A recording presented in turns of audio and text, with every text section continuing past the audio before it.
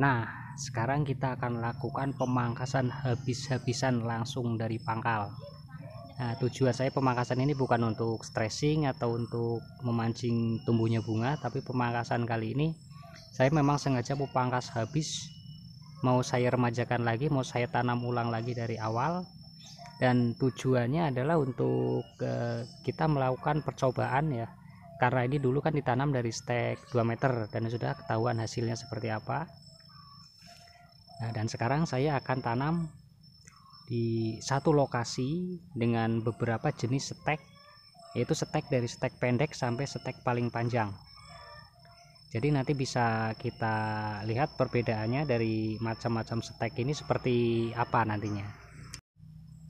Oke, kita lanjut eksekusi.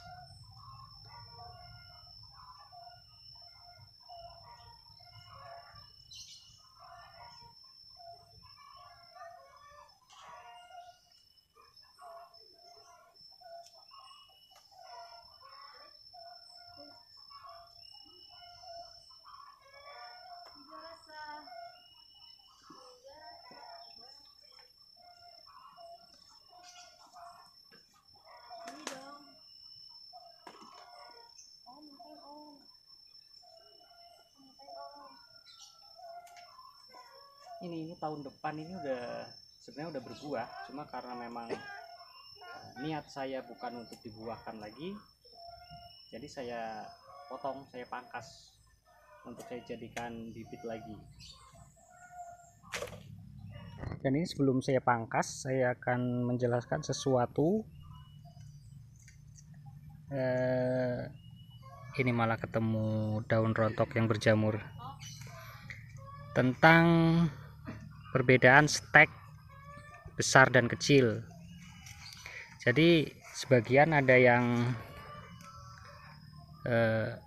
dia pengen tanam stek yang besar-besar semua dan tidak mau dengan stek yang kecil. Sebenarnya gini, stek besar dan kecil itu bisa tumbuh tunas barunya itu sama besar. Ini sebagai contoh aja nih ya. Ini contoh, ini kan batang ini terlalu kecil nih. Ini sangat kecil tuh. Bandingkan dengan kelingking saya aja jauh bener, 1/4 kelingking saya. Tuh dari bawah memang kecil. Sampai ke atas dia tumbuh. Ini tunas baru. Tunas di sini setelah kita pangkas atasnya ya. Nah, ini sudah sebesar jari saya. Dan ini sudah bisa dikatakan batang ini normal, besar, ini sudah sehat ya, normal, sebesar ukuran jari. Ini besar. Ketika tunas ini kita potong lagi, dia akan menumbuhkan tunas lagi yang lebih subur lagi, lebih besar lagi seperti ini. Tapi jika kita tanam dari stek panjang, stek besar, stek sebesar ini kita tanam, kalau steknya itu pendek, sama aja tumbuhnya tunas akan kecil. Walaupun dia pertama kali tunas itu muncul dalam keadaan besar, pucuknya akan semakin mengecil dan nanti di bagian ketinggian baru besar lagi. Oke, jadi kalau misalkan untuk pemilihan stek, milihnya tuh stek yang sehat, bukan stek yang besar atau yang kecil. Stek besar kecil nggak masalah, bisa kita olah, bisa kita besarkan nanti tunasnya. Kalau saya sendiri sih lebih suka tanam yang stek itu entah besar entah kecil, yang penting bibit itu muda.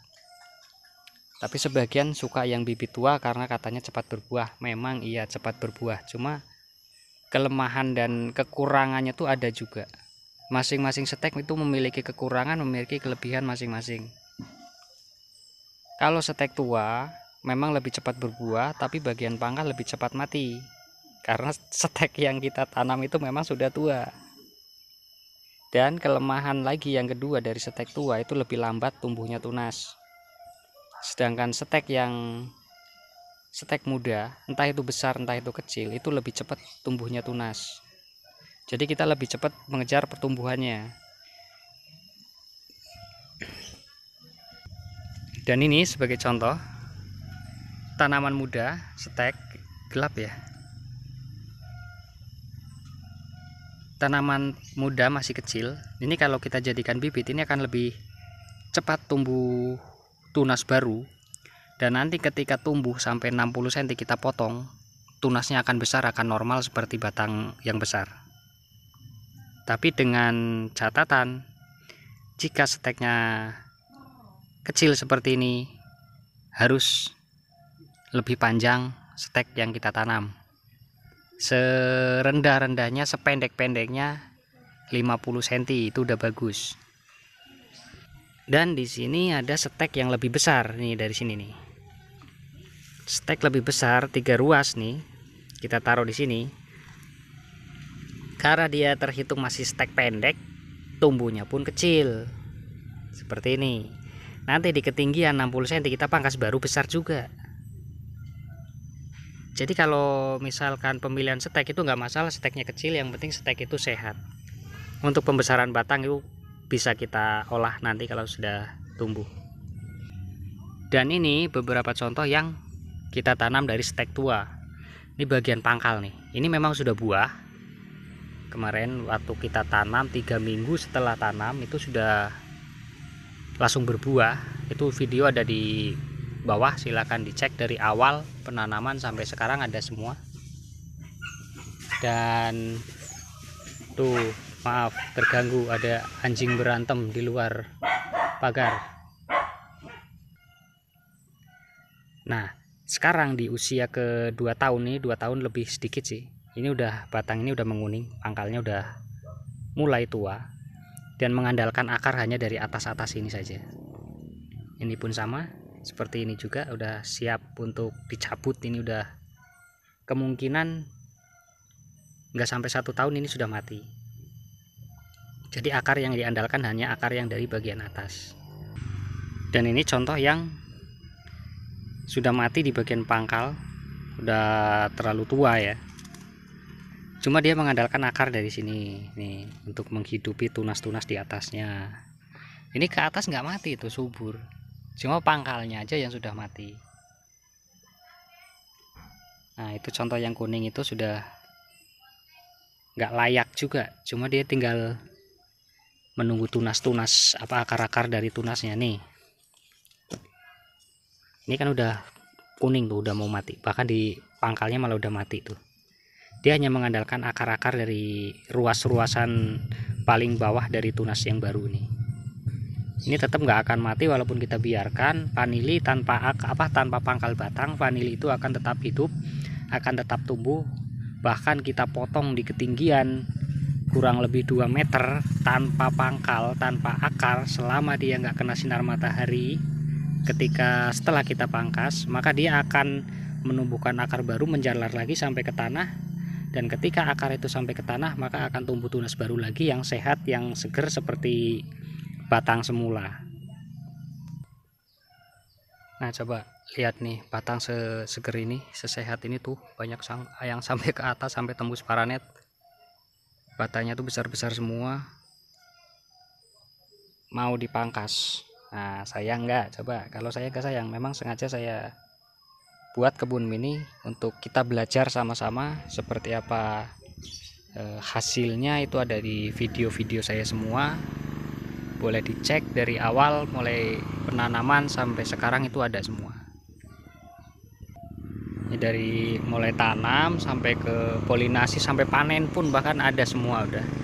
Dan memang ada sebagian yang nggak percaya bahwa saya tanam vanili ini baru 3 minggu pertama kali tanam itu sudah keluar bunga. Itu banyak yang nggak percaya, tapi memang itu nyata, memang itu adanya. Karena saya tanam stek panjang dari stek tua. Dan stek tua itu ada kelemahan dan ada kelebihan masing-masing. Sudah saya jelaskan tadi di awal. Kelemahannya apa, kelebihannya apa, udah saya jelaskan. Dan biasanya untuk stek vanili panjang atau stek panjang dan stek tua itu biasanya digunakan hanya untuk kebun-kebun percontohan yang bersifat hanya sementara untuk mengejar cepat pembuahannya. Kalau untuk jangka panjangnya saya rasa kurang bagus, dan lebih baik kita tanam yang stek muda, kita proses dari awal, dan kita sabar untuk menunggu buah untuk hasil yang lebih baik.